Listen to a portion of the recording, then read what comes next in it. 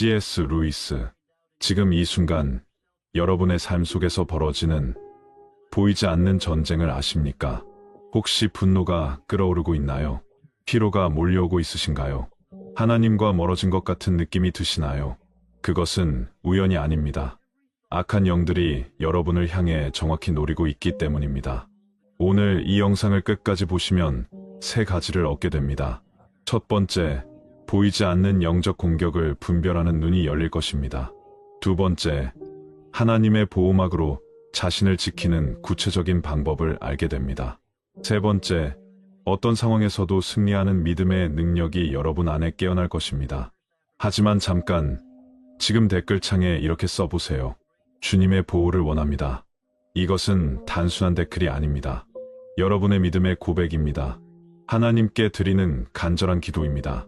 지금 당장 써보세요. 세상은 우리 눈에 보이지 않는 영적 전쟁터입니다. 에베소서 6장 12절을 보세요.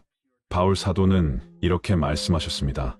우리의 씨름은 혈과 육을 상대하는 것이 아니요 통치자들과 권세들을 상대함이라. 이 어둠의 세상 주관자들을 상대함이라.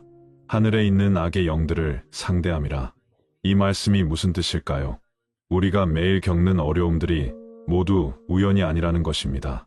갑작스러운 분노도 우연이 아닙니다. 설명할 수 없는 우울함도 우연이 아닙니다. 하나님을 향한 마음의 냉랭함도 우연이 아닙니다. 사탄의 계략이 숨어 있다는 뜻입니다. C.S. 루이스는 그의 저서에서 이렇게 말했습니다. 악마의 가장 큰 승리는 사람들로 하여금 자신의 존재를 믿지 않게 만드는 것이다. 정말 그렇습니다. 많은 사람들이 영적 전쟁의 실체를 모릅니다. 그래서 계속해서 패배합니다. 좌절합니다. 넘어집니다. 하지만 오늘 여러분은 다를 것입니다. 왜냐하면 하나님께서 여러분에게 분별의 능력을 주실 것이기 때문입니다. 승리의 무기를 주실 것이기 때문입니다. 요한일서 4장 4절 말씀을 보세요. 자녀들아, 너희는 하나님께 속하였고 또 그들을 이겼나니 이는 너희 안에 계신 이가 세상에 있는 자보다 크심이라. 우리 안에 계신 성령님이 세상에 있는 모든 마귀보다 크십니다. 우리는 이미 승리자입니다. 문제는 우리가 그 사실을 모르고 있다는 것입니다. 그렇다면 원수는 어떤 방식으로 우리를 공격할까요? 여러분이 반드시 알아야 할 4가지 공격 패턴이 있습니다. 첫 번째는 마음의 분노를 조장하는 것입니다. 갑자기 화가 납니다. 짜증이 납니다. 참을 수 없는 감정이 올라옵니다. 이것은 여러분의 성품 문제가 아닙니다. 야고보서 1장 19절을 보세요. 사람마다 듣기는 속히 하고 말하기는 더디하며 성내기도 더디하라고 하셨습니다. 왜 이런 말씀을 하셨을까요? 마귀가 분노를 통해 우리의 관계를 파괴하려 하기 때문입니다. 부부 관계를 무너뜨립니다. 부모와 자녀 관계를 무너뜨립니다. 교회 안의 관계를 무너뜨립니다. 분노는 악한 영이 사용하는 가장 강력한 무기입니다. 분노에 사로잡힌 순간 무슨 일이 벌어질까요? 우리는 하나님의 음성을 들을 수 없게 됩니다. 지혜를 잃어버립니다. 판단력을 잃어버립니다. 그래서 후회할 말을 하게 됩니다. 후회할 행동을 하게 됩니다. 그렇다면 어떻게 해야 할까요? 분노가 올라올 때 즉시 기도하세요. 주님, 제 마음을 다스려 주세요. 이 분노가 원수의 계략인 줄 압니다. 성령으로 제 마음을 채워주세요. 이 기도 한마디가 여러분을 지켜줄 것입니다. 두 번째 공격은 어떨까요? 바로 영혼의 피로를 가져다 주는 것입니다. 아무 이유 없이 피곤해집니다. 무기력해집니다. 모든 것이 귀찮아집니다. 기도하기 싫어집니다. 말씀 읽기 싫어집니다.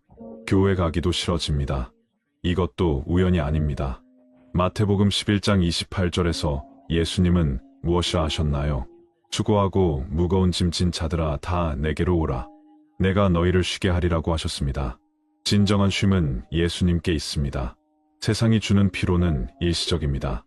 하지만 사탄이 주는 피로는 다릅니다. 영혼을 짓누르는 무거운 돌과 같습니다. 이 피로는 우리를 하나님으로부터 멀어지게 만듭니다. 신앙생활을 포기하게 만듭니다. 하지만 걱정하지 마세요. 피로가 몰려올 때 이렇게 하세요. 모든 일을 멈추고 주님 앞에 나아가세요. 주님, 제가 지쳤습니다. 주님의 능력으로 새 힘을 주세요. 그러면 어떻게 될까요? 독수리가 날개치며 올라감같이 새 힘을 얻게 될 것입니다. 이사야서 40장 31절의 약속입니다. 그런데 잠깐, 여기서 여러분이 조심해야 할 함정이 하나 있습니다. 많은 그리스도인들이 이 함정에 빠집니다. 바로 내가 약해서 이런 공격을 받는다고 생각하는 것입니다. 그것은 거짓말입니다. 오히려 반대입니다. 원수는 강한 사람을 더 공격합니다. 하나님께 쓰임받을 사람을 더 공격합니다. 여러분이 공격받는다는 것은 여러분이 하나님의 귀한 자녀라는 증거입니다. 마귀가 두려워한다는 증거입니다. 세 번째 공격 방식을 볼까요? 하나님과의 단절감을 조성하는 것입니다. 기도해도 응답이 없는 것 같습니다. 하나님이 멀리 계신 것 같습니다. 내 기도가 천장을 뚫고 올라가지 않는 것 같습니다. 이때 많은 사람들이 어떻게 생각할까요? 하나님이 나를 버리셨다고 생각합니다. 하지만 그것은 착각입니다. 히브리서 13장 5절을 보세요. 하나님은 무엇이라 약속하셨나요? 내가 결코 너희를 버리지 아니하고 너희를 떠나지 아니하리라 하고 약속하셨습니다. 하나님은 절대 우리를 떠나지 않으십니다. 단지 우리의 영적 감각이 둔해진 것뿐입니다. 이럴 때는 어떻게 해야 할까요? 감정에 의존하지 마세요. 말씀에 의존하세요.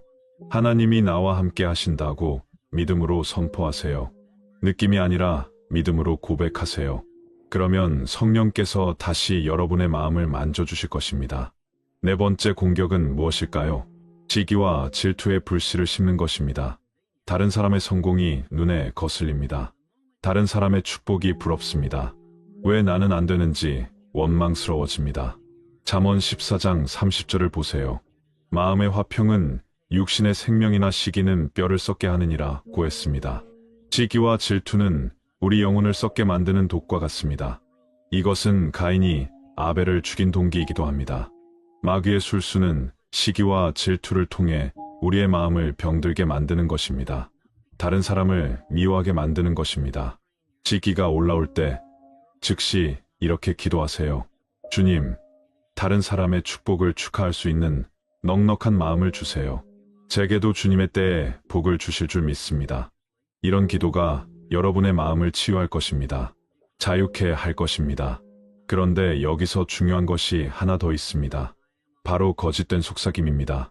원수는 우리 마음에 거짓된 생각을 집어넣습니다. 너는 안 되라고 속삭입니다. 하나님이 너를 사랑하지 않아라고 속삭입니다. 너는 용서받을 수 없어라고 속삭입니다. 너는 변할 수 없어라고 속삭입니다. 요한복음 8장 44절에서 예수님은 마귀를 가리켜 무엇이라 하셨나요?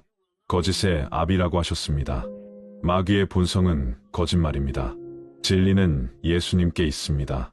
요한복음 14장 6절에서 내가 곧 길이요 진리요 생명이니 라고 하셨습니다.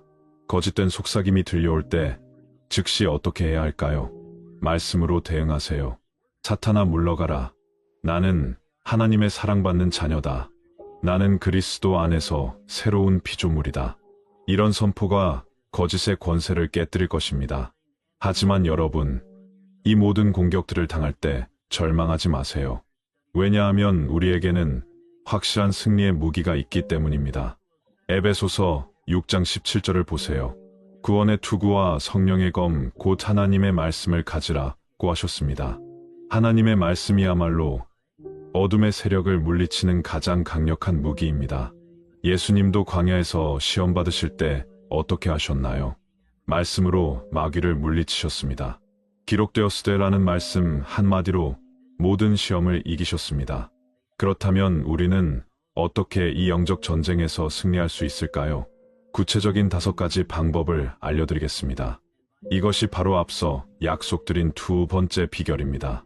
첫 번째 방법은 매일 아침 영적 무장을 하는 것입니다. 잠에서 깨어나자마자 기도하세요. 오늘 하루도 주님의 보호하심 가운데 승리하게 하소서라고 기도하세요. 에베소서 6장에 나오는 하나님의 전신갑주를 하나하나 착용한다고 생각하며 기도하세요. 진리의 허리띠를 맵니다. 의의 흉배를 붙입니다. 평안의 복음이 예비한 것으로 신을 신습니다. 믿음의 방패를 가집니다. 구원의 투구를 씁니다.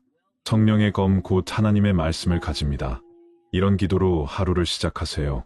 두 번째 방법은 말씀을 묵상하며 마음에 새기는 것입니다. 시편 119편 11절을 보세요.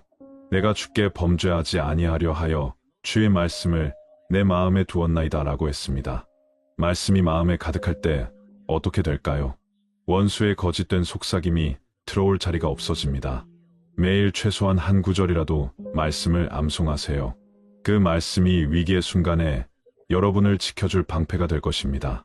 암송한 말씀은 절대 여러분을 떠나지 않습니다. 세 번째 방법은 쉬지 말고 기도하는 것입니다. 데살로니가전서 5장 17절에서 쉬지 말고 기도하라고 하셨습니다. 기도는 우리와 하나님을 연결하는 생명선입니다. 기도가 끊어지는 순간 우리는 원수의 공격에 무방비 상태가 됩니다. 기도는 거창할 필요가 없습니다. 일하면서도 주님 도와주세요 라고 기도하세요. 힘들 때 주님 함께 해주세요 라고 기도하세요. 이런 짧은 기도라도 계속 올려드리세요. 이런 기도가 여러분 주변에 보호막을 형성할 것입니다. 네 번째 방법은 찬양으로 분위기를 바꾸는 것입니다. 사도행전 16장을 보면 어떤 일이 벌어졌나요? 바울과 실라가 감옥에서 찬양할 때 지진이 일어났습니다. 감옥 문이 열렸습니다. 찬양에는 놀라운 능력이 있습니다. 찬양은 어둠의 세력을 물리치는 강력한 무기입니다. 우울하고 절망스러울 때일수록 찬양하세요. 주는 나의 반석이시오를 부르세요. 놀라운 은혜를 부르세요. 나 같은 죄인 살리신을 부르세요. 찬양 소리가 울려 퍼지는 곳에는 어둠이 물러갑니다.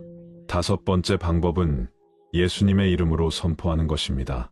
빌립보서 2장 9절을 보세요. 하나님이 그를 지극히 높여 모든 이름 위에 뛰어난 이름을 주사 하늘에 있는 자들과 땅에 있는 자들과 땅 아래에 있는 자들로 모든 무릎을 예수의 이름에 꿇게 하시고 라고 했습니다. 예수님의 이름 앞에서는 모든 무릎이 꿇어집니다.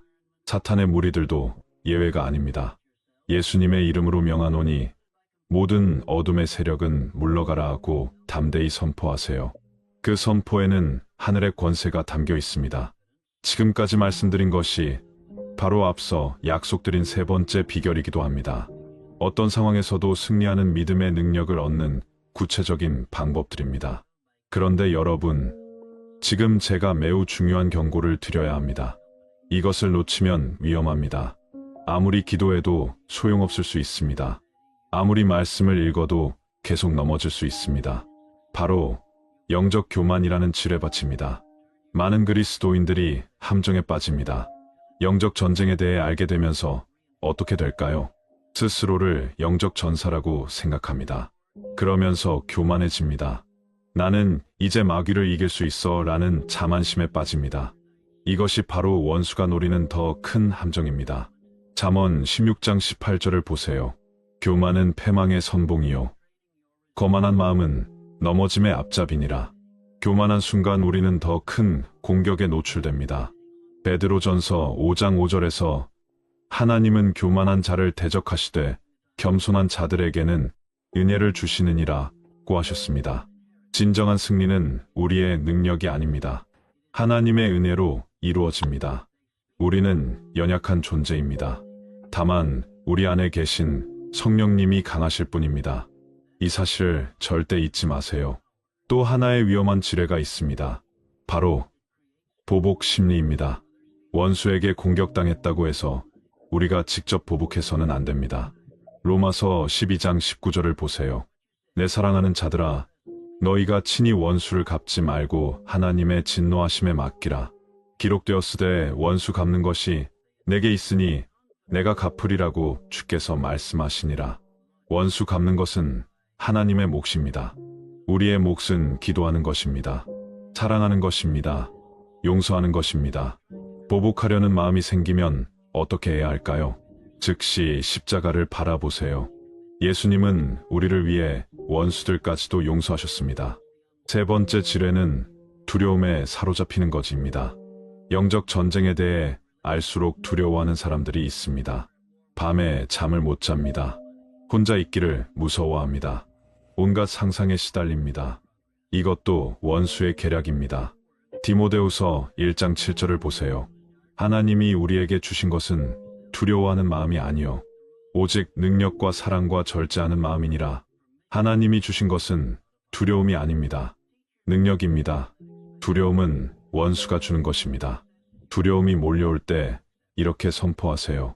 나는 두려워하지 않는다. 나와 함께 하시는 이가 나를 대적하는 모든 것보다 크시다. 나는 하나님 안에서 안전하다. 이런 선포가 두려움을 몰아낼 것입니다. 이제 여러분께 놀라운 이야기를 들려드리겠습니다. 요한복음 11장에 나오는 나사로의 이야기입니다. 나사로가 죽었을 때 마르다와 마리아는 어떻게 했을까요? 절망했습니다. 주께서 여기 계셨더라면 내 오라버니가 죽지 아니하였겠나이다 라고 원망했습니다. 하지만 예수님은 이미 계획을 세우고 계셨습니다. 나사로의 죽음조차도 어떻게 사용하셨을까요? 하나님의 영광을 드러내는 도구로 사용하셨습니다. 예수님이 나사로야 나오라고 외치시자 어떤 일이 벌어졌나요? 죽은 지 나흘이나 된 나사로가 살아나왔습니다. 여러분의 상황이 아무리 절망적이어도 포기하지 마세요. 죽은 나사로도 살리신 주님이 여러분의 문제도 해결하실 수 있습니다. 지금은 무덤 같은 상황이어도 괜찮습니다. 주님의 음성이 들려오는 순간 모든 것이 달라질 것입니다. C.S. 루이스는 이런 말을 했습니다. 고통은 하나님이 귀먹은 세상을 깨우시는 확성기다. 여러분이 지금 겪고 있는 영적 공격도 결국은 무엇일까요? 하나님이 허락하신 범위 안에서 일어나는 일입니다. 욥기의 욥처럼 시험을 통과하면 더 큰 축복이 기다리고 있습니다. 욥기 42장 10절을 보세요. 욥이 그의 친구들을 위하여 기도할 때 여호와께서 욥의 곤경을 돌이키시고 여호와께서 욥에게 이전 모든 소유보다 갑절이나 주셨더라. 욥은 모든 것을 잃었습니다. 하지만 끝까지 하나님을 믿었습니다. 그 결과는 어떠했나요? 이전보다 갑절의 축복을 받았습니다. 여러분도 마찬가지입니다. 지금의 어려움을 믿음으로 이겨내면 어떻게 될까요? 하나님께서 상상할 수 없는 축복으로 보상해 주실 것입니다. 로마서 8장 28절 말씀처럼 모든 것이 합력하여 선을 이루실 것입니다. 그런데 여기서 한 가지 더 중요한 것이 있습니다. 바로 성령의 열매입니다. 갈라디아서 5장 22절에서 오직 성령의 열매는 사랑과 희락과 화평과 오래 참음과 자비와 양선과 충성과 온유와 절제니라고 했습니다.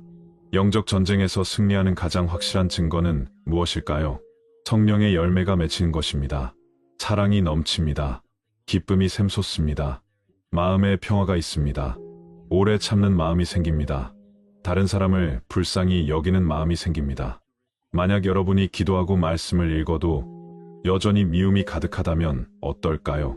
분노가 가득하다면 어떨까요? 불평이 가득하다면 어떨까요? 뭔가 잘못된 것입니다. 진정한 영적 승리는 성품의 변화로 나타납니다. 예수님을 닮아가는 것이 진정한 승리입니다.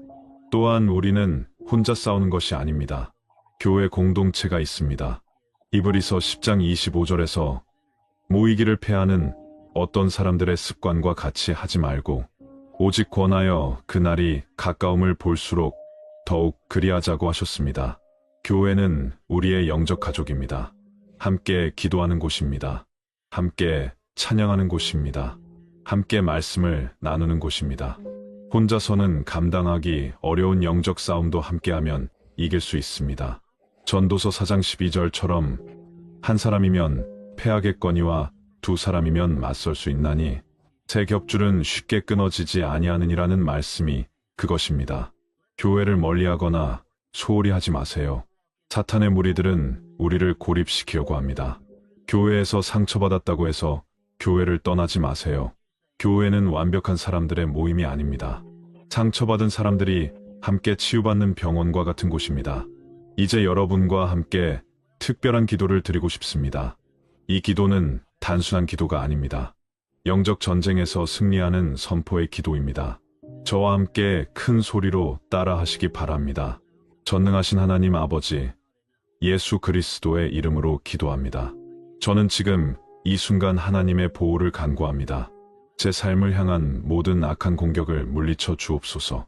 분노와 피로를 물리칩니다. 하나님과의 단절감을 물리칩니다. 시기와 질투를 물리칩니다. 거짓된 속삭임을 모두 예수님의 이름으로 물리칩니다. 사탄아 물러가라.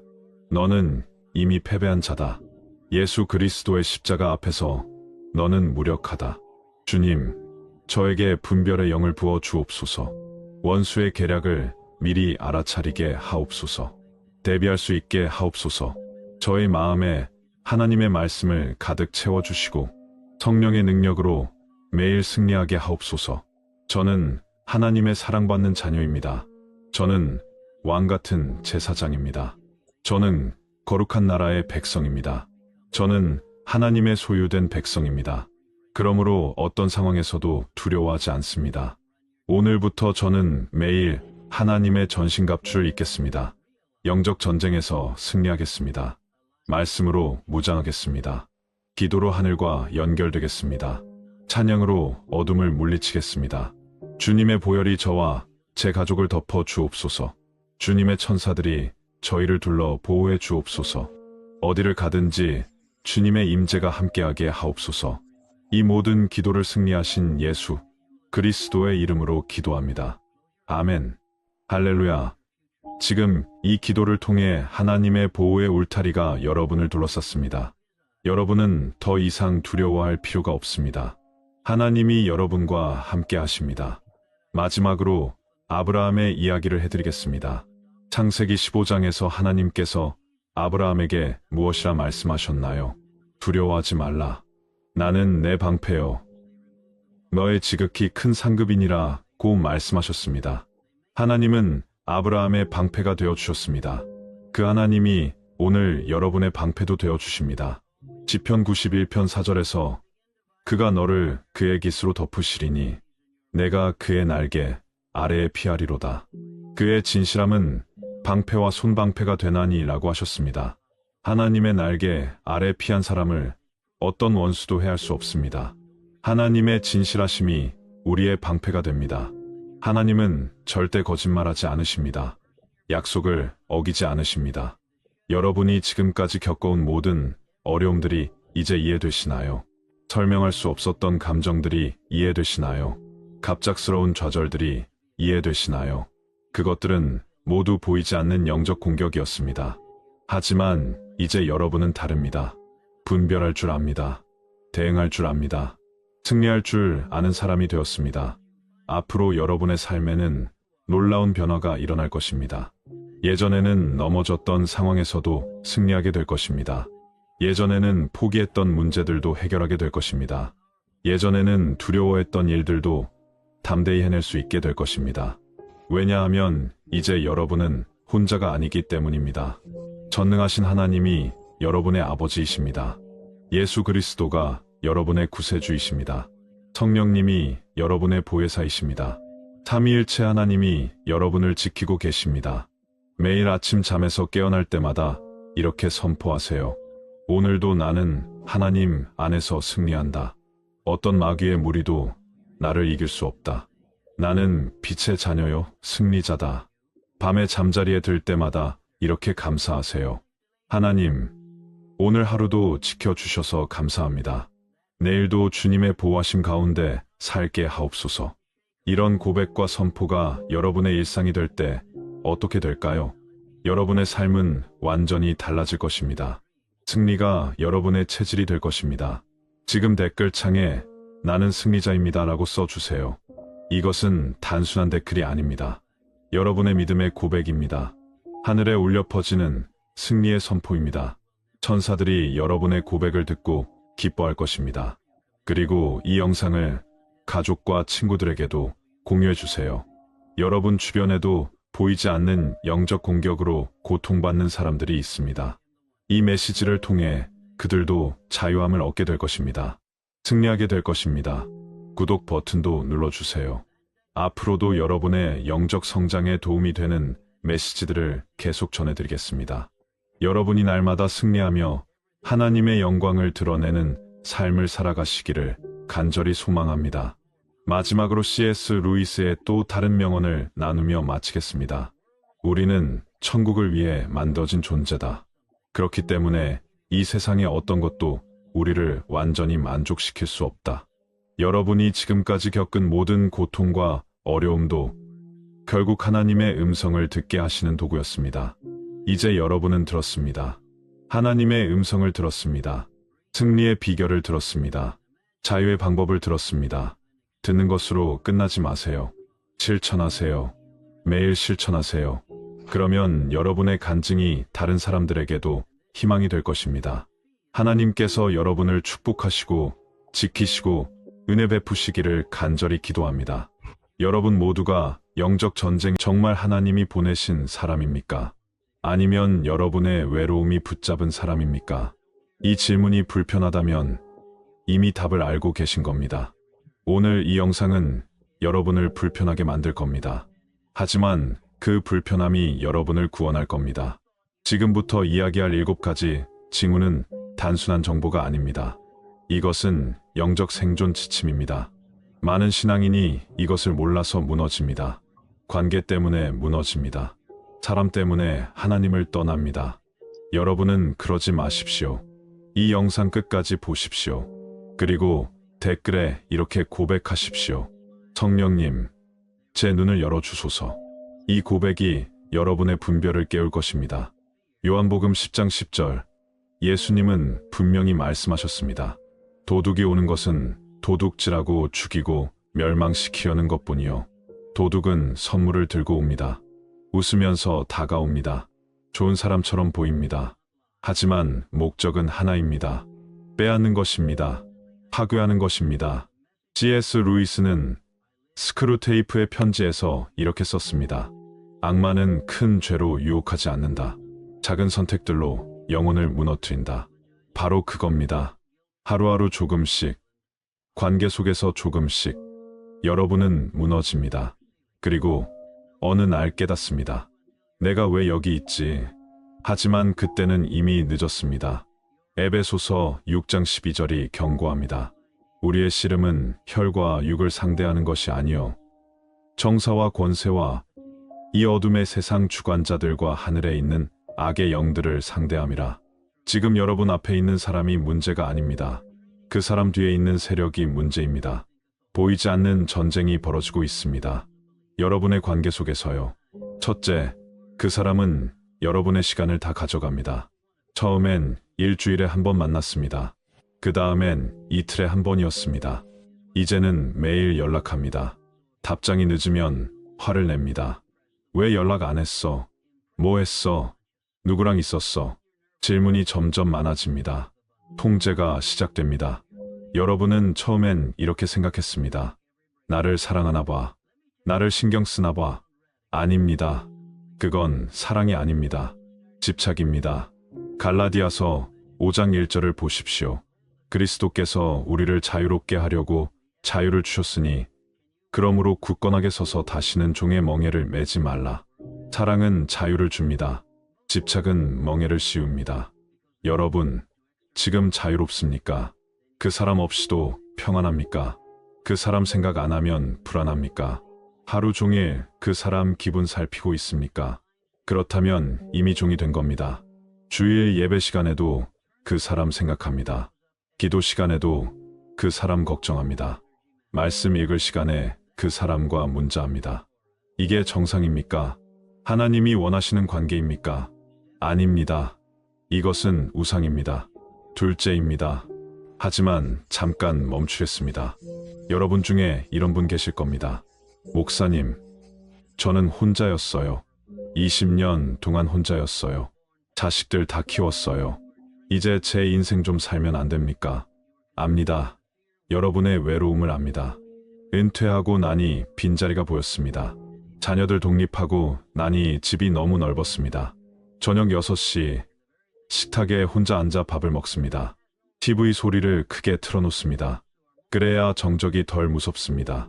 배우자는 옆에 있지만 마음은 멀었습니다. 한 집에 살지만 각자의 방에서 각자의 핸드폰을 봅니다. 교회 가도 외롭습니다. 다들 자기들끼리 친합니다. 예배 끝나고 주차장 가는데 옆에서들 약속 잡는 소리가 들립니다. 우리 오늘 점심 같이 먹자. 여러분은 그냥 집에 갑니다. 혼자 갑니다. 밤에 잠들기 전 핸드폰을 듭니다. 누구한테 연락할까 내려봅니다. 아무도 없습니다. 그냥 천장만 봅니다. 이게 여러분의 하루입니다. 그래서 누군가 다가왔을 때 너무 반가웠습니다. 드디어 나를 봐주는 사람이 생겼다고 생각했습니다. 압니다. 그 마음 압니다. 하지만 여러분, 듣십시오. 외로움이 여러분을 인도하게 두지 마십시오. 하나님이 인도하셔야 합니다. 시편 68편 6절이 약속합니다. 하나님은 고독한 자들을 가정에 처하게 하시며 하나님이 외로움을 아십니다. 채워주실 겁니다. 하지만 그분의 방법으로 그분의 때에 채우십니다. 조급함이 여러분을 속이게 두지 마십시오. 이제 둘째로 넘어가겠습니다. 질문 하나 더 하겠습니다. 그 사람이 여러분께 준 것들 정말 공짜였습니까? 생각해 보십시오. 처음 만났을 때 식사를 샀습니다. 괜찮았습니다. 두 번째 만났을 때 선물을 줬습니다. 좋았습니다. 석 달 뒤엔 비싼 물건을 사줬습니다. 부담스러웠지만 거절하기 어려웠습니다. 1년 뒤엔 돈을 빌려줬습니다. 괜찮아. 천천히 갚아. 급하지 않아. 그렇게 말했습니다. 하지만 지금은 어떻습니까? 그 사람이 부탁하면 거절 못합니다. 받은 게 있으니까요. 빚이 있으니까요. 마음의 빚이 가장 무섭습니다. 잠언 22장 7절이 말합니다. 빚진 자는 채권자의 종이 되느니라. 여러분, 무엇을 빚지고 계십니까? 돈입니까? 호의입니까? 선물입니까? 그것들이 지금 여러분을 묶고 있습니다. 하나님은 값없이 주십니다. 은혜는 공짜입니다. 하지만 세상은 계산합니다. 원수는 미끼를 던집니다. 그리고 기다립니다. 여러분이 물기를, 낚이기를. 디모데전서 6장 10절. 돈을 사랑함이 일만 악의 뿌리가 되나니 돈만이 아닙니다. 물질에 대한 의존, 화려함에 대한 집착, 그것이 뿌리입니다. 셋째로 넘어가기 전에 실제 이야기 하나 하겠습니다. 지난달에 한 집사님이 찾아왔습니다. 63세였습니다. 35년 신앙생활을 했습니다. 교회 장로였습니다. 존경받는 분이었습니다. 그런데 눈물을 흘리며 이렇게 말했습니다. 목사님, 저 완전히 속았습니다. 1년 동안 만난 사람이 있었는데 교회 다닌다고 했어요. 성경도 잘 알았어요. 기도도 잘했어요. 그런데 알고 보니 다른 사람도 있었어요. 저한테서 3천만 원을 빌려갔어요. 이제 연락도 안 받아요. 어떻게 이런 일이 생겼을까요? 신호가 있었습니다. 경고가 있었습니다. 하지만 보지 못했습니다. 보고 싶지 않았습니다. 외로웠으니까요. 누군가 필요했으니까요. 여러분, 이것이 현실입니다. 신앙생활 오래 했다고 안전한 게 아닙니다. 장로라고 속지 않는 게 아닙니다. 오히려 외로울수록, 필요할수록 더 쉽게 속습니다. 셋째, 결혼은 생각 없어. 그냥 좋은 사람으로 지내자. 이 말 들어보셨습니까? 아니면 이런 말. 지금이 좋잖아. 왜 굳이 형식이 필요해? 책임을 회피하는 사람의 전형적인 대사입니다. 그들은 자유를 말합니다. 하지만 그 자유는 방종입니다. 도망입니다. 고린도전서 14장 40절. 모든 것을 적당하게 하고 질서대로 하라. 하나님은 질서의 하나님이십니다. 관계에도 질서가 있습니다. 순서가 있습니다. 책임이 있습니다. 하지만 그 사람은 피합니다. 깊은 대화를 피합니다. 미래 계획을 피합니다. 여러분의 가족 만나기를 피합니다. 왜 그럴까요? 간단합니다.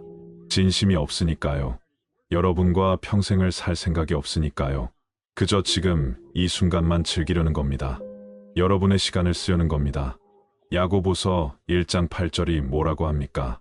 두 마음을 품어 모든 일에 정함이 없는 자로다. 그 사람 마음이 두입니다. 여러분에게도 있고 다른 데도 있습니다. 오늘도 있고 내일은 없습니다. 이런 사람과 시간 보내지 마십시오. 여러분의 인생은 소중합니다. 넷째, 체크해 보십시오. 그 사람과 함께한 이후로 달라진 것들이 있습니까? 새벽 기도 나갔습니까? 전엔 나갔는데 지금은 안 나갑니다. 성경책 펼쳤습니까? 먼지 쌓여 있습니다. 교회 봉사했습니까? 이젠 핑계만 댑니다. 기도 시간이 줄었습니다. 찬양이 입에서 사라졌습니다. 신앙서적 대신 그 사람 문자를 봅니다. 이게 정상입니까? 시편 1편 2절을 보십시오. 오직 여호와의 율법을 즐거워하여 그의 율법을 주야로 묵상하는도다. 주야로입니다. 밤낮으로입니다. 그런데 지금은 어떻습니까? 주야로 그 사람 생각합니다. 묵상이 사라졌습니다. 잠깐 정직하게 물어보겠습니다. 그 사람과 함께 기도해 본 적 있습니까? 진짜 기도 말입니다. 형식적인 식사 기도 말고 무릎 꿇고 함께 부르짖는 기도 말입니다. 없지 않습니까? 함께 성경 읽어 본 적 있습니까? 말씀 나눠 본 적 있습니까? 없습니다. 왜 없을까요? 간단합니다. 그 사람이 영적인 사람이 아니니까요. 고린도후서 6장 14절이 경고합니다. 너희는 믿지 않는 자와 멍에를 함께 매지 말라. 의와 불법이 어찌 함께하며 빛과 어둠이 어찌 사귀며 빛은 빛과 함께 갑니다. 어둠은 어둠을 끌어당깁니다. 여러분은 어디로 가고 있습니까? 다섯째, 과거로 끌어당기는 사람이 있다면 지금 당장 끊으십시오. 여러분은 새로운 피조물입니다. 고린도후서 5장 17절은 선포합니다. 그런즉 누구든지 그리스도 안에 있으면 새로운 피조물이라. 이전 것은 지나갔으니 보라, 새 것이 되었도다. 하나님은 여러분을 어둠에서 끌어내셨습니다. 하지만 원수는 여러분을 다시 그곳으로 끌어들이려 합니다. 그들은 여러분의 과거를 압니다. 약점을 압니다. 그것을 이용합니다. 한 번만 더라고 속삭입니다. 아무도 모를 거야 라고 유혹합니다. 실제로 있었던 일입니다. 58세 집사님이었습니다. 20년 전에 술을 끊었습니다. 15년 전에 담배를 끊었습니다. 승리의 간증이었습니다.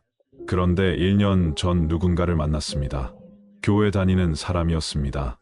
좋은 사람 같았습니다. 하지만 6개월 지나니 이상했습니다. 그 사람과 있으면 술 생각이 났습니다. 담배도 다시 피우고 싶었습니다. 처음엔 무시했습니다. 내가 약해서 그런가? 하지만 아니었습니다. 그 사람이 계속 유혹했던 겁니다. 한 잔 정도야. 하나님이 뭐라고 하시겠어? 담배 한 개비가 죄야.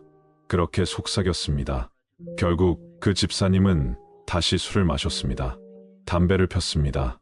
그리고 무너졌습니다. 베드로후서 2장 20절.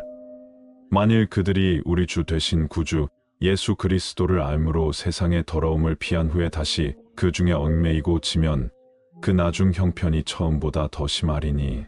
고린도전서 15장 33절이 경고합니다. 악한 동무는 선한 행실을 더럽히느니라. 더럽힙니다. 무너뜨립니다. 파괴합니다. 지금이라도 끊으십시오. 여섯째, 여러분 앞에 있는 사람의 삶을 보십시오. 말이 아니라 삶을요. 진짜 신앙인과 가짜 신앙인의 차이는 명확합니다. 진짜는 말보다 행동이 먼저입니다. 가짜는 말만 앞섭니다. 진짜는 섬깁니다. 가짜는 섬김받으려 합니다. 진짜는 용서합니다. 가짜는 복수를 꿈꿉니다. 진짜는 겸손합니다. 가짜는 교만합니다. 마태복음 7장 16절. 그들의 열매로 그들을 알지니. 열매를 보라고 했습니다. 말을 보라고 안 했습니다. 구체적으로 물어보겠습니다. 그 사람이 식당 종업원에게 어떻게 대합니까? 자기보다 약한 사람에게 어떻게 행동합니까?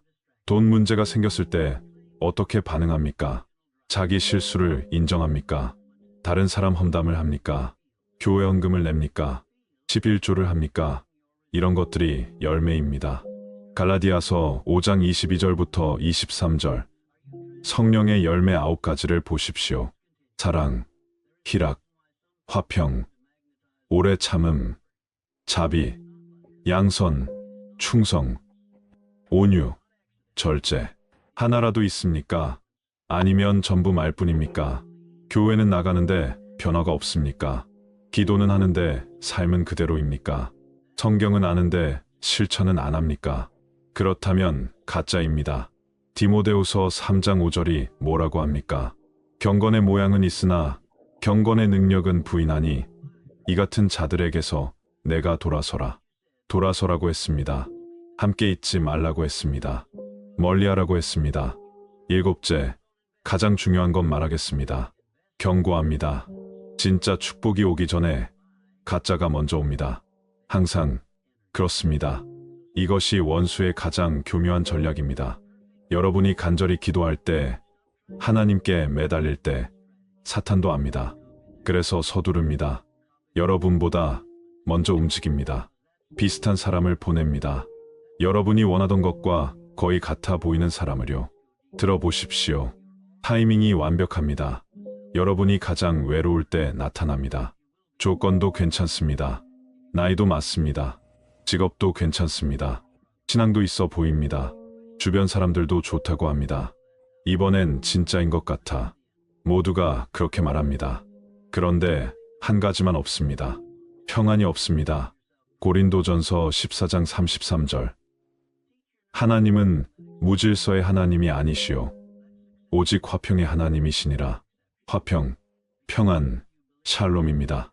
하나님이 주시는 것에는 이것이 따라옵니다. 마음 깊은 곳의 평안이요. 설명할 수 없는 확신이요. 하지만 사탄이 보낸 것에는 이것이 없습니다. 대신 조급함이 있습니다. 빨리 결정해. 기회 놓친다. 이 사람 아니면 없어. 나이 더 먹으면 어떡해. 이런 생각이 듭니다. 불안이 엄습합니다. 혼란이 옵니다. 밤에 잠을 못 잡니다. 기도해도 답이 안 옵니다. 여러분, 이것이 신호입니다. 야고보서 1장 17절을 보십시오. 온갖 좋은 은사와 온전한 선물이 다 위로부터 빛들의 아버지께로부터 내려오나니 그는 변함도 없으시고 회전하는 그림자도 없으시니라. 하나님의 선물은 변하지 않습니다. 어제도 오늘도 영원토록 같습니다. 가짜는 변합니다. 처음엔 좋다가 나중엔 나빠집니다. 처음엔 친절하다가 나중엔 폭력적이 됩니다. 처음엔 사랑한다더니 나중엔 배신합니다. C.S. 루이스가 순전한 기독교에서 이렇게 말했습니다. 하나님은 우리가 원하는 것을 주시지 않는다. 우리에게 필요한 것을 주신다. 그리고 그것은 항상 우리 생각보다 좋다. 여러분이 원하는 것과 하나님이 주시는 것이 다를 수 있습니다. 하지만 하나님의 것이 더 좋습니다. 기다릴 가치가 있습니다. 여러분, 멈추십시오. 지금 이 순간 멈추십시오. 숨을 깊이 쉬십시오. 그리고 정직하게 물어보십시오. 내 관계가 나를 자유롭게 합니까? 묵습니까? 이 관계가 나를 하나님께 가까이 하게 합니까? 멀게 합니까? 이 관계 속에서 평안합니까? 불안합니까? 답이 나왔습니까? 삼손을 보십시오. 하나님이 기름 부으신 사사였습니다. 능력이 있었습니다. 은사가 있었습니다. 블레셋과 싸워 이겼습니다. 맨손으로 사자를 찢었습니다. 나귀 턱뼈로 1000명을 죽였습니다. 무적이었습니다. 그런데 한 여자 앞에서 무너졌습니다. 들릴라였습니다. 사사기 16장 4절을 보십시오. 그 후에 삼손이 소렉 골짜기에 들릴라라 하는 여인을 사랑했습니다. 진심으로 사랑했을 겁니다. 하지만 들릴라는 달랐습니다. 5절. 블레셋 사람들의 수령들이 그 여인에게로 올라와 그에게 이르되 삼손을 꾀어 그의 큰 힘이 무엇으로 말미암아 있는지 우리가 어떻게 하면 그를 이겨 결박하여 곤란하게 할 수 있을지 알아보라. 그리하면 우리가 각각은 1100개를 내게 주리라. 돈을 받고 배신하기로 한 겁니다. 은 1100개씩 5수령이면 5500개였습니다. 엄청난 돈이었습니다. 들릴라는 계속 물었습니다. 15절을 보십시오. 들릴라가 삼손에게 이르되 당신의 마음이 내게 있지 아니하면서 당신이 어찌 나를 사랑한다 하느냐. 당신이 이같이 3번이나 나를 속이고 당신의 큰 힘이 무엇으로 말미암아 있는지를 내게 말하지 아니하였도다 하며 날마다 그 말로 그를 재촉하여 졸음에 삼손의 마음이 번뇌하여 죽을 지경이라. 날마다입니다. 쉼없이 조르고 재촉했습니다. 삼손은 지쳤습니다. 죽을 지경이라고 했습니다. 17절. 삼손이 진심을 드러내어 그에게 이르되 내 머리 위에는 삭도를 대지 아니하였나니 이는 내가 모태에서부터 하나님의 나실인이 되었음이라. 만일 내 머리를 밀면 내 힘이 내게서 떠나고 나는 약하여져서 다른 사람과 같으리라 아니라 말해버렸습니다. 비밀을 말했습니다. 20절을 보십시오.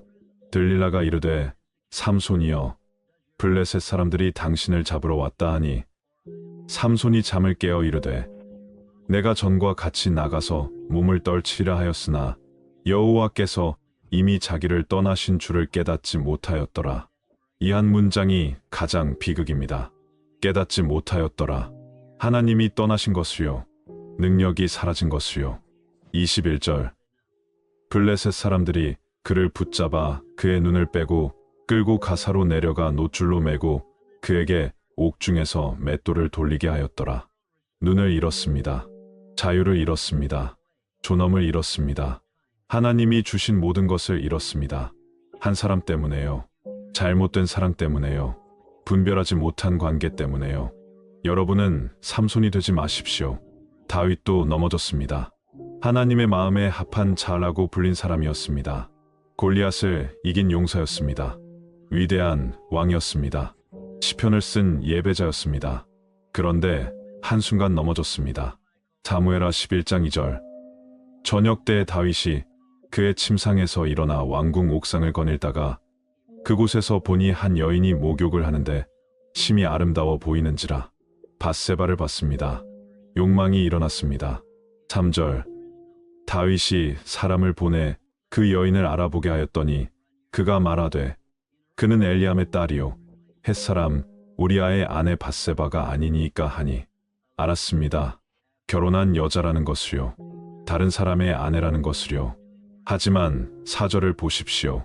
다윗이 전령을 보내 그 여인을 자기에게로 데려오게 하고 그 여인이 그 부정함을 깨끗하게 하였으므로 더불어 동침함에 그 여인이 자기 집으로 돌아가니라. 멈추지 않았습니다. 간음했습니다. 그리고 그것을 숨기려고 우리아를 전쟁터 최전방에 보냈습니다. 죽게 만들었습니다. 살인을 저질렀습니다. 간음이 살인을 낳았습니다. 죄는 혼자 오지 않습니다. 더 큰 죄를 부릅니다. 하지만 다윗은 삼손과 달랐습니다. 선지자 나단이 찾아왔을 때 회개했습니다. 사무엘하 12장 13절 다윗이 나단에게 이르되 내가 여호와께 죄를 범하였노라 하매 나단이 다윗에게 이르되 여호와께서도 당신의 죄를 사하셨나니 당신이 죽지 아니하려니와 시편 51편은 그의 회개입니다. 1절 하나님이여 주의 인자를 따라 내게 은혜를 베푸시며 주의 많은 긍휼을 따라 내 죄악을 지워주소서. 2절 나의 죄악을 말갛게 씻으시며 나의 죄를 깨끗이 제하소서. 10절 하나님이여 내 속에 정한 마음을 창조하시고 내 안에 정직한 영을 새롭게 하소서. 다윗은 넘어졌지만 다시 일어났습니다. 회개했고 용서받았고 회복됐습니다. 여러분도 넘어졌을 수 있습니다. 지금 잘못된 관계에 있을 수 있습니다. 하지만 아직 늦지 않았습니다. 지금이라도 돌아서십시오. 회개하십시오. 하나님은 회개하는 자를 받으십니다. 라자로를 생각하십시오. 죽었습니다. 무덤에 있었습니다. 사흘이 지났습니다. 냄새가 났습니다. 모든 것이 끝났습니다. 마르다도 포기했습니다. 요한복음 11장 39절 죽은 자의 누이 마르다가 이르되 주여 죽은 지가 나흘이 되었음에 벌써 냄새가 나나이다. 사흘이 아니라 나흘입니다. 유대인들은 사흘까지는 영혼이 몸 근처에 있다가 사흘 후엔 완전히 떠난다고 믿었습니다. 나흘이면 완전히 끝난 겁니다. 하지만 예수님은 포기하지 않으셨습니다. 40절 예수께서 이르시되 내 말이 내가 믿으면 하나님의 영광을 보리라 하지 아니하였느냐 하시니 41절부터 43절 돌을 옮겨 놓으니 예수께서 눈을 들어 우러러 보시고 이르시되 아버지여 내 말을 들으신 것을 감사하나이다. 항상 내 말을 들으시는 줄을 내가 알았나이다. 그러나 이 말씀 하옵는 것은 둘러선 무리를 위함이니 곧 아버지께서 나를 보내신 것을 그들로 믿게 하려 함이니이다. 이 말씀을 하시고 큰 소리로 라자로야 나오라 부르시니 나오라 명령하셨습니다. 44절 죽은 자가 수족을 배로 동인 채로 나오는데 그 얼굴은 수건에 쌓였더라. 예수께서 이르시되 풀어놓아 다니게 하라 하시니라. 살아났습니다. 무덤에서 나왔습니다. 배가 풀렸습니다. 자유로워졌습니다. 여러분도 그렇게 될 수 있습니다. 지금 무덤 같은 관계에 있을 수 있습니다. 죽은 것 같은 상황일 수 있습니다. 냄새나는 과거에 묶여 있을 수 있습니다. 하지만 예수님이 부르시면 살아납니다. 나오라 하시면 나올 수 있습니다. 지금 그 음성을 들으십시오. 나오라. 어둠에서 나오십시오. 잘못된 관계에서 나오십시오. 무덤에서 나오십시오. 그리고 배를 풀으십시오. 더 이상 묶여있지 마십시오. 여러분, 함께 기도하겠습니다. 마음으로 따라하십시오. 진심으로 고백하십시오. 소리내어 읽으셔도 좋습니다. 하나님 아버지, 제가 지금 주님 앞에 섭니다. 더 이상 도망치지 않겠습니다. 제 관계를 내려놓습니다. 제가 붙잡고 있던 사람을 내려놓습니다. 주님, 제 눈을 열어주소서. 제가 보지 못했던 것을 보게 하소서. 듣지 못했던 경고를 듣게 하소서. 분별하는 영을 주소서. 잘못된 관계에서 나올 용기를 주소서. 외로움이 두렵지만 주님을 더 신뢰하겠습니다. 그 사람 없이는 살 수 없을 것 같지만 주님이면 충분하다는 것을 믿습니다. 더 이상 속지 않게 하소서. 가짜 축복에 넘어가지 않게 하소서. 주님이 주시지 않은 것을 붙잡지 않겠습니다. 주님이 허락하지 않은 길을 가지 않겠습니다. 제 마음에 평안을 주소서. 혼란이 아니라 평안으로 인도하소서. 조급함이 아니라 확신으로 채워주소서. 주님만이 제 길입니다. 주님만이 제 진리입니다. 주님만이 제 생명입니다. 다른 것으로 채우지 않겠습니다. 주님으로만 채우겠습니다. 예수님의 이름으로 기도합니다. 아멘. 이 기도가 진심이라면 댓글에 아멘 남겨주십시오. 이것은 단순한 댓글이 아닙니다. 영적 선포입니다. 하나님 앞에서 하는 서약입니다. 증인들 앞에서 하는 고백입니다. 빌립보서 1장 9절부터 10절. 내가 기도하노라. 너희 사랑을 지식과 모든 총명으로 점점 더 풍성하게 하사 여의로 지극히 선한 것을 분별하며 또 진실하여 허물없이 그리스도의 날까지 이르고. 사랑에도 분별이 필요합니다. 사랑에도 지식이 필요합니다. 사랑에도 총명이 필요합니다. 맹목적인 사랑은 파괴적입니다. 지혜로운 사랑이 진짜 사랑입니다. C.S. 루이스의 마지막 말을 기억하십시오. 우리는 두 가지 종류의 사람이 될 수 있다.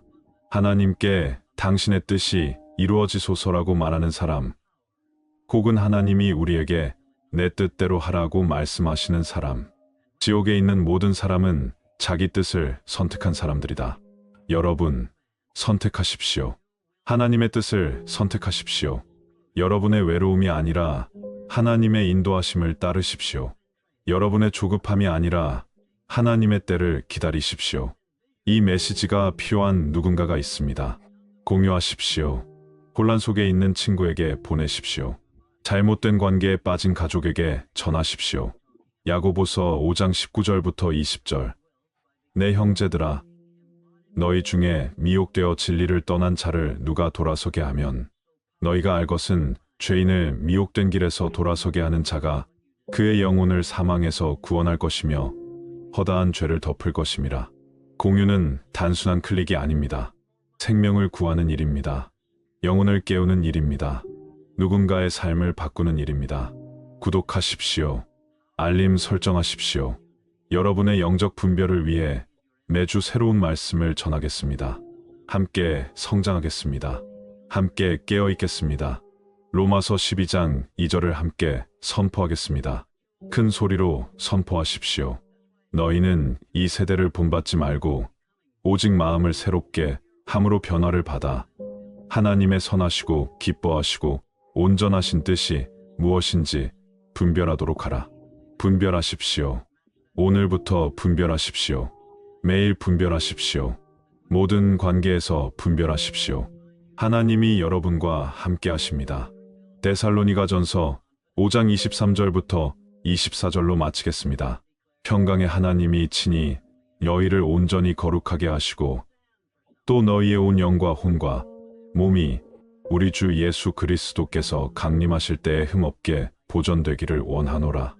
너희를 부르시는 이는 미쁘시니 그가 또한 이루시리라. 하나님이 지켜주실 것입니다. 보호하실 것입니다. 인도하실 것입니다. 여러분을 홀로 두지 않으실 것입니다. 신뢰하십시오. 댓글에 성령님, 제 마음을 지켜주소서 고백하십시오. 지금 바로 고백하십시오. 이 고백이 여러분의 방패가 될 것입니다. 이 말씀을 통해 여러분은 놀라운 진실을 발견하게 될 것입니다. 하나님께서 보내신 천사들이 어떻게 여러분을 지키고 있는지, 그리고 그 보호가 얼마나 실제적인지 말씀드리겠습니다. 형제자매 여러분, 지금 이 순간에도 여러분 곁에는 눈에 보이지 않는 존재들이 함께하고 있습니다. 우리가 숨쉬는 이 공간은 결코 텅 비어 있지 않습니다. 하늘의 사자들이 하나님의 명령에 따라 우리 주변에서 활동하고 있습니다. 천사들은 동화 속 이야기가 아닙니다. 그들은 거룩한 빛의 전사들이며 전능하신 하나님의 뜻을 실행하는 실제 존재들입니다. 그들은 잠들지 않고 실패하지 않습니다. 하나님께서 그들을 보내실 때 지옥의 어떤 세력도 그들을 막을 수 없습니다. 여러분의 삶을 되돌아보십시오. 아슬아슬하게 피한 사고들, 설명할 수 없는 방법으로 지나간 위험의 순간들, 두려워야 했던 상황에서 찾아온 평안함, 이 모든 것이 단순한 우연이 아니었습니다. 시편 91편 11절과 12절에서 그가 너를 위하여 그의 천사들을 명령하사 네 모든 길에서 너를 지키게 하심이라. 그들이 그들의 손으로 너를 붙들어 발이 돌에 부딪히지 아니하게 하리로다 라고 하셨습니다. 이 약속은 바로 이 순간 여러분을 위한 것입니다. 캐서린 쿨만은 이렇게 말했습니다. 하나님의 능력은 우리가 볼 수 없는 곳에서 가장 강력하게 역사합니다. 그녀의 이 말은 천사들의 사역을 정확히 표현합니다. 우리 눈에 보이지 않는다고 해서 그것이 덜 실제적인 것은 아닙니다. 오히려 보이지 않는 영적 세계야말로 더 영원하고 진실된 세계입니다. 쿨만은 평생 동안 성령님의 임재와 능력을 경험했으며 눈에 보이지 않는 하나님의 역사가 얼마나 강력한지 증거했습니다. 그녀가 집회를 인도할 때마다 수많은 사람들이 치유를 경험했는데 이것은 보이지 않는 하나님의 능력이 실제로 나타난 증거였습니다. 하늘에는 지금도 여러분을 위해 배치된 보호자들이 있습니다. 어떤 천사들은 파수꾼처럼 여러분 곁에 서서 여러분이 알지도 못하는 해로움을 막아냅니다. 어떤 천사들은 여러분의 영혼을 위해 상상할 수 없는 영역에서 전투를 벌입니다. 또 어떤 천사들은 여러분이 포기하고 싶을 때 마음속에 힘을 속삭입니다. 그리고 이 모든 천사들은 한 분의 명령에 따라 움직입니다. 바로 여러분을 한없이 사랑하시는 하늘 아버지의 명령입니다. 우리 눈에 보이는 세상보다 보이지 않는 세상이 더 진짜입니다. 고린도후서 4장 18절에서 우리가 주목하는 것은 보이는 것이 아니요 보이지 않는 것이니 보이는 것은 잠깐이요 보이지 않는 것은 영원함이라 라고 하셨습니다. 이 말씀은 우리 삶에서 가장 중요하고 영원한 것들이 눈에 보이지 않는다는 뜻입니다. 열왕기하 6장에 나오는 엘리사의 종 이야기를 기억하십니까? 적군이 그들의 성을 포위했을 때 종은 두려움에 떨었습니다. 그러나 엘리사가 기도했습니다. 여호와여 원하건대 그의 눈을 열어서 보게 하옵소서. 그러자 갑자기 종의 눈이 열려 산에 가득한 불말과 불수레, 곧 하늘의 군대가 그들을 보호하고 있는 것을 보게 되었습니다. 이 이야기는 먼 옛날의 기록이 아닙니다. 바로 지금 여러분의 현실입니다. 여러분이 어두운 곳을 지날 때 결코 혼자 걷지 않습니다. 영적 전투에 직면할 때 절대 숫자에서 밀리지 않습니다. 불수레가 있고 빛의 전사들이 있으며 그들은 우연히 움직이는 것이 아니라 하늘 아버지의 명령에 따라 움직입니다. 보이지 않는 영역은 눈에 띄지 않을 뿐 닿을 수 없는 곳이 아닙니다. 믿음을 통해 여러분은 그 실제 속으로 들어가며 여러분이 훨씬 더 큰 이야기의 일부라는 것을 깨닫게 됩니다. 둘러싸여 있고 보호받고 있으며 결코 버림받지 않는 이야기 말입니다. 하나님께서는 천사들의 보호를 약속하셨습니다. 시편 92편의 말씀을 다시 보십시오. 그가 너를 위하여 그의 천사들을 명령하사라는 구절에 주목하십시오. 이것은 보내실 수도 있다가 아니라 명령하신다입니다. 명령이라는 단어는 권위와 긴급함을 담고 있습니다. 하늘의 왕께서 명령을 내리시면 그분의 종들은 주저없이 순종합니다.